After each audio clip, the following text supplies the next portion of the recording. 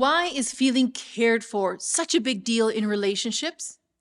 Because feeling cared for ensures our survival, and it is to our heart what water is to our body.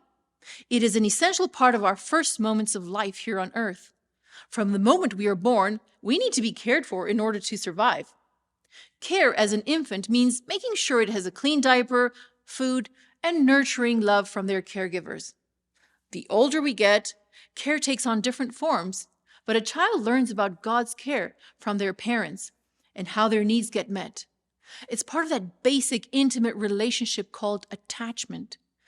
Feeling cared for helps us feel connected in relationships. As a therapist, I can't even begin to tell you how many times I've seen people breaking down in tears, just utterly heartbroken because they don't feel cared for by their loved ones. And our relationship to God is no different. We won't feel connected to a God who watches us from a distance, as that popular song goes. So the psalmist goes out of his way to transmit to his readers in very specific ways how God shows his care for us in a personal way. It's in the daily stuff. One of these psalms is 121, which is part of what may have been recited during pilgrimages to the temple in Jerusalem. It's only 8 verses long, but it shows God's care in such specific details. For example, David says he looks to the hills longingly or with a deep desire to know where he's going to get help. And God shows up. One of the ways he shows care for us is by doing something that none of the other pagan deities did, and that is sleep. David knew that God was available 24/7, anytime.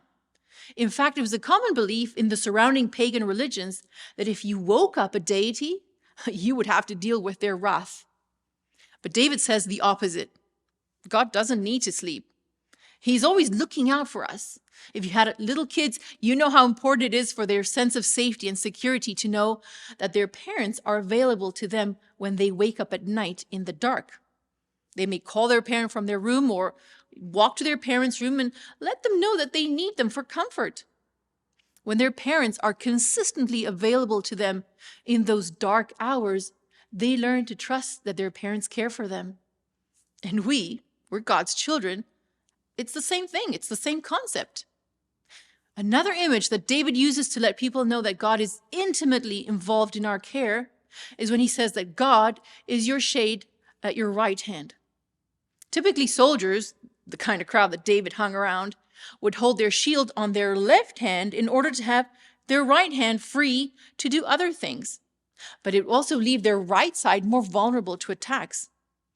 So it was a good idea to have a friend or an ally close by on your right side to protect your vulnerable side. And God is that friend that has your right side, standing in the way of any potential threat. Just in case there's any doubt in the reader's mind, David tries to cover all other potential sources of danger. Day, night, coming in, going out, now, the present, all of the future. And that's how involved God wants to be in our lives, every moment of every day. I can't think of any other being that would care so much about his creatures. And that's so reassuring. With that thought, we come to the end of our nugget. I'll see you tomorrow.